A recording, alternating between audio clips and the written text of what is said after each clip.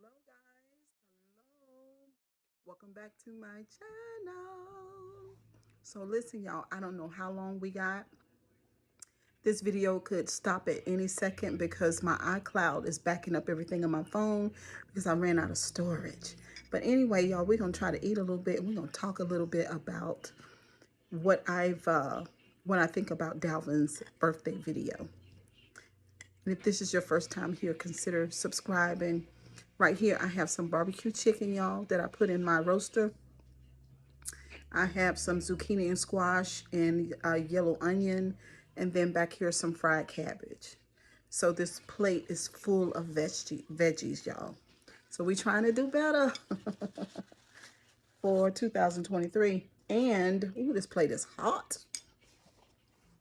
Woo-cha. Then I have some cream soda back here. Diet cream soda.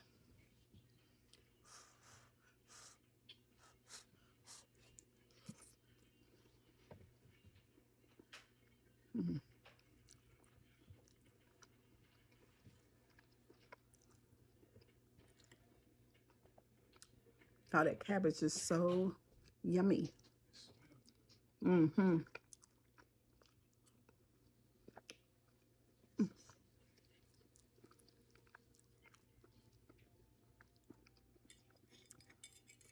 Y'all, this is a chicken thigh and it's so tiny. I don't know if it looked big to you guys, but it's the smallest thigh that I've ever seen. So anyway,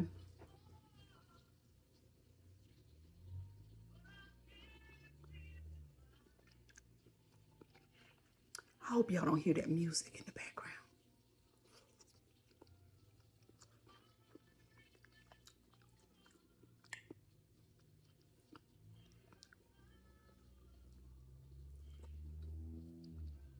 I don't think y'all gonna be able to hear it.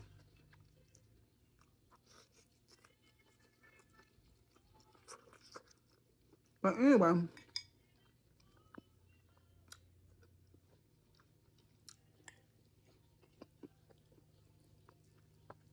I was looking at Dalvin's last video and he was, y'all hear that? There go an airplane. As soon as I do the video, it's the most noise going on. Okay, I don't know what's going on. But he talked about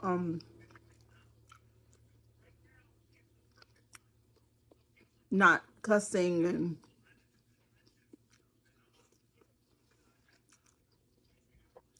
and then he said it was some other stuff that he was going to stop doing that he couldn't mention.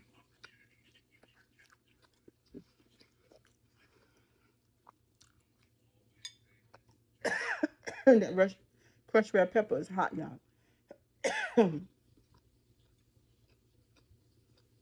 So he's talking about cleaning up his image.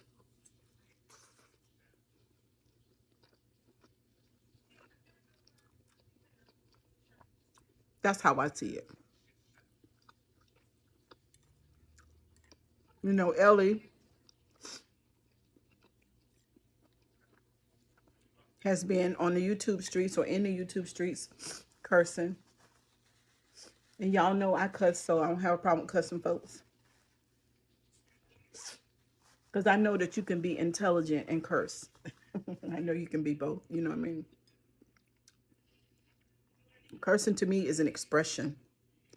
And to me, cursing a lot of times can relieve stress. So he says he's going to stop cussing and he's going to clean up his image. However, now Ellie is doing a lot of cussing. And she doesn't care about her image.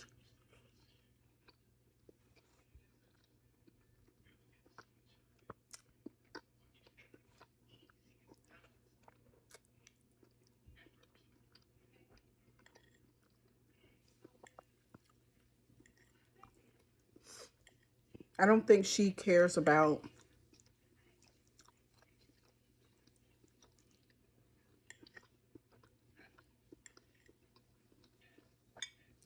how others or what others think about her cursing. She's expressing herself and telling her truth.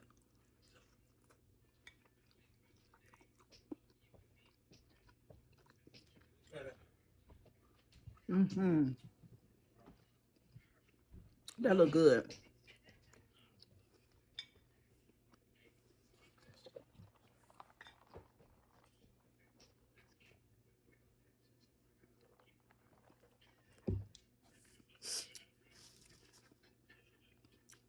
To me, guys, what I see, some people say Dalvin hadn't done anything. He's going on with his life, and he is unbothered. But everything I see him do lets me know that he's bothered too. Like having Daisha and Nicole on the show.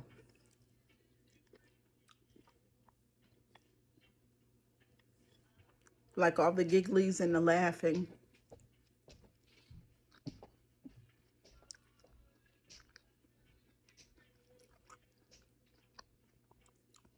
I think he is bothered.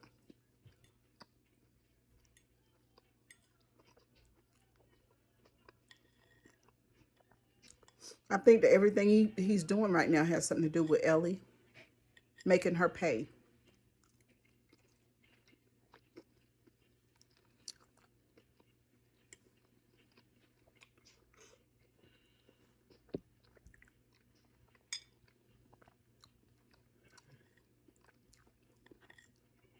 Have you ever heard old people say there's more than one way to skin a cat?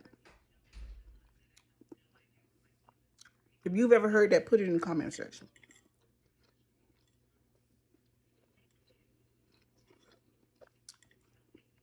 The way that he's operating, I've seen people operate like that.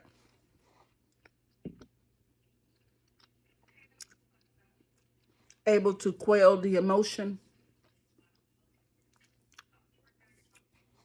able to proceed like he's unbothered.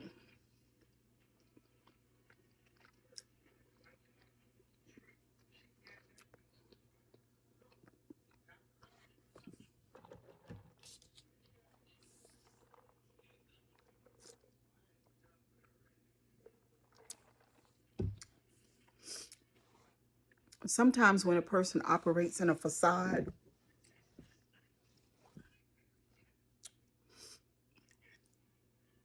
the facade is spectacular. It's magnificent. It can be Grammy worthy.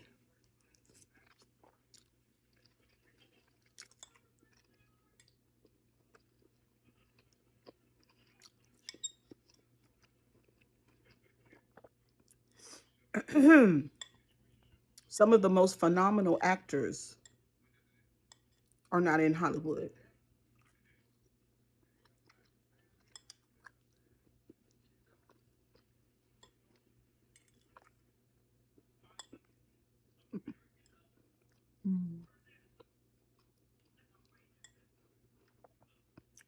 Some of the phenomenal actors are not in Hollywood.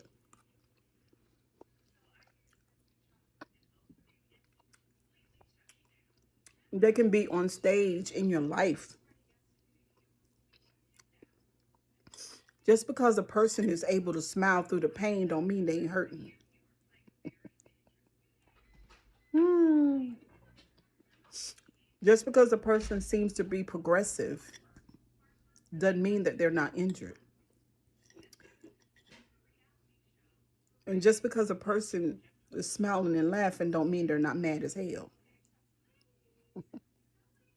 Telling you.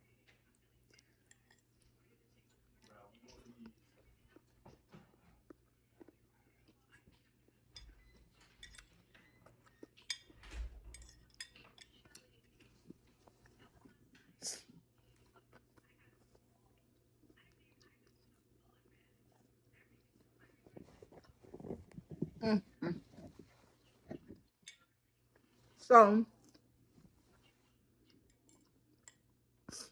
I'd like to use this opportunity to talk about facades. And I have some examples.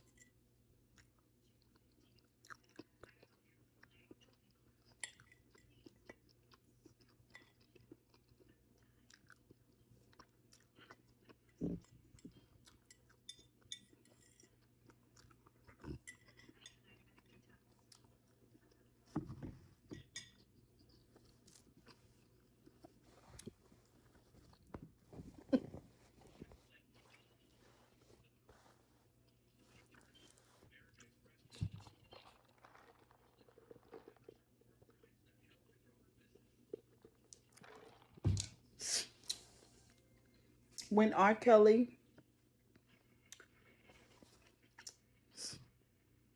when R. Kelly wrote that song,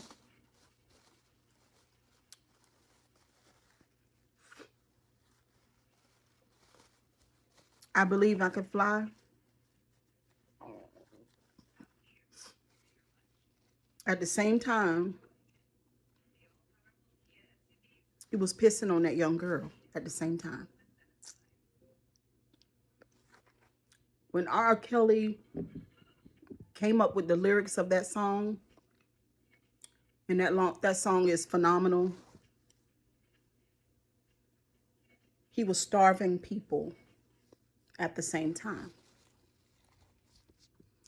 When the gospel artists had reached out to him in the Christian world, I remember very well, had reached out to R. Kelly to extend grace to him, to say that, excuse me, y'all, that song, that by him writing that song, it was a signal or sign that there was something beautiful going on in him, and that God had given him that song. And it was basically, it wasn't considered Christian, but it was Christian. Everything about it was godly. At the same time, he was pissing on that girl at the same time.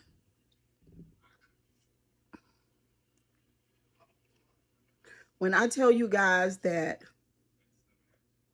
when people operate in a facade, it's magnificent. It is Oscar worthy. It's Oscar worthy. You cannot look at that facade and say whether or not it is a facade if you don't know that person personally, if you're not a part of that person's close inner circle. I tell you all over and over and over again that these masks and facades that people operate and live in, they are magnificent. They are Oscar worthy. And when I say Oscar worthy, you're not getting what I'm telling you. You can't look at somebody on YouTube. Most of us can't. Some of us can, though. It just depends. I'll say this, most cannot. Most can't. There is a percentage of people who very well can, but they have to be a certain type of gifted person that can see through a facade, or that can feel through the facade. And I'm not talking about paranoia, a person being paranoid, or a person just being naturally curious about people. That's not what I'm talking about. Or a person that can't see the good in someone because they are a whole lot bad, and because of their life perspective and experience, they think everybody is rotten to the bone. I'm not talking about those ones either. I'm talking about those ones who know for sure that they're good people in this world, magnificent people. They're awesome. They're gifted. They got good hearts. They flow with empathy.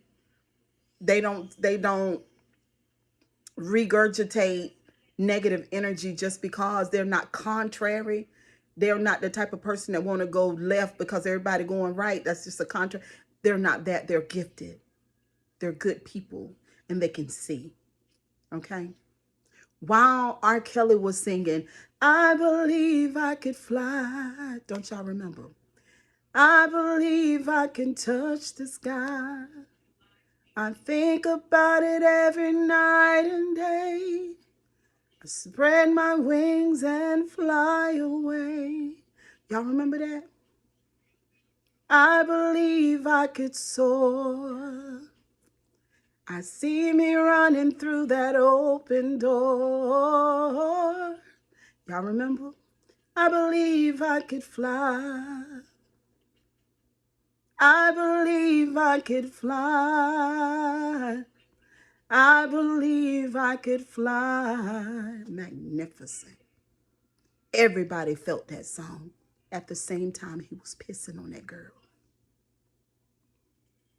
When I tell you guys that a facade and a mask, you cannot easily see through. And when you look at somebody on YouTube, for most of us, we cannot see what's going on because a smile is a smile.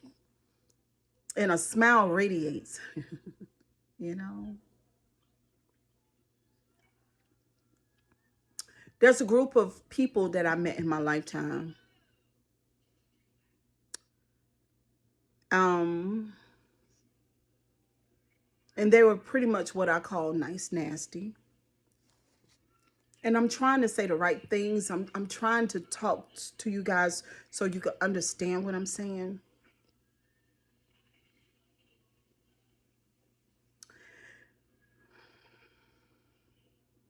I believe that R. Kelly is a narcissist. Most people do now. Most of us didn't believe it then. And most of us didn't want to believe it because we loved the music. The music was freaking awesome. Just like the facade and the mask. And we were looking at the music, the man, the facade and the mask. And we was like, oh, it's so awesome. It's so good. These things that he's doing, they're good. Like he's making this awesome music and we're dancing to it at the white parties and the events. And his music sounds like summer nights.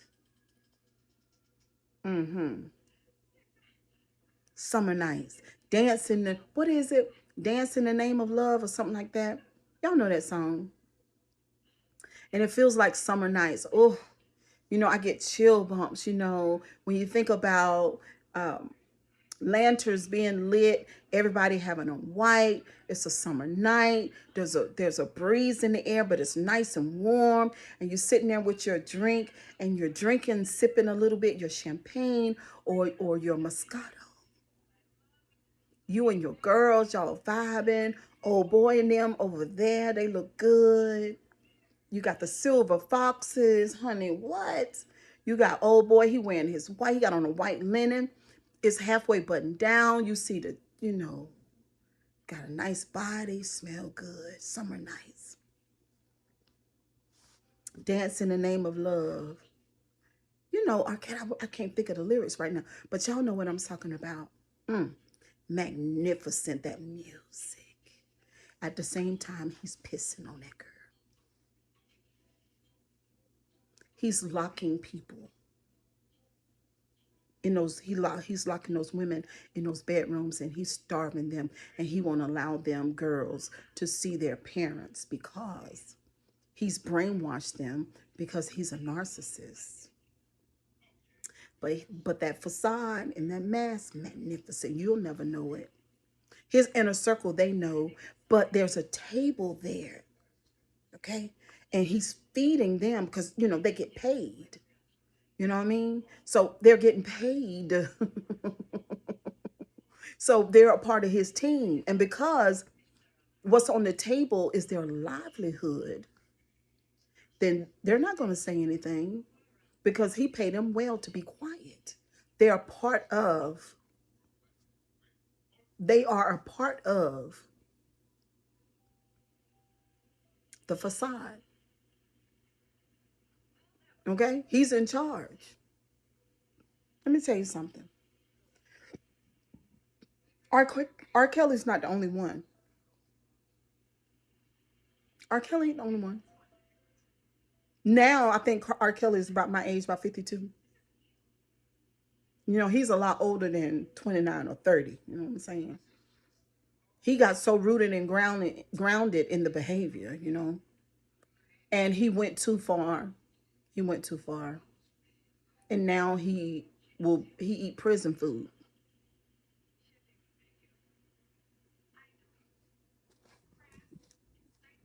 I've been studying narcissism for 3 years.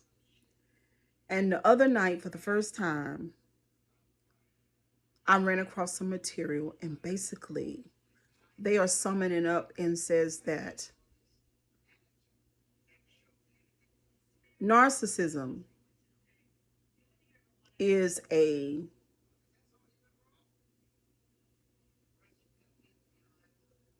there's a defect in the character. In the character. So that means that you can't fix character. Now, you can have a facade. You can have a facade, like you can learn cognitively what's supposed to be done. But if nobody's looking, when people stop looking, like when folks turn their back, you'll do opposite of what the right thing to do. Every time. That's why there's no medication for it. It's not like bipolar. That's a mood disorder. You know, you get a prescription. But NPD, you can't get no prescription for that. It's a character defect. It's a defect in the character. And so the only thing that they have is the facade and the mask. While R. Kelly was writing and singing that song in particular, I Believe I Can Fly, which most of us in the church world looked at it almost like a gospel song and looked at like God was using him. And don't y'all remember, did y'all forget back in those days? And that he might go into gospel music along with Kirk Franklin.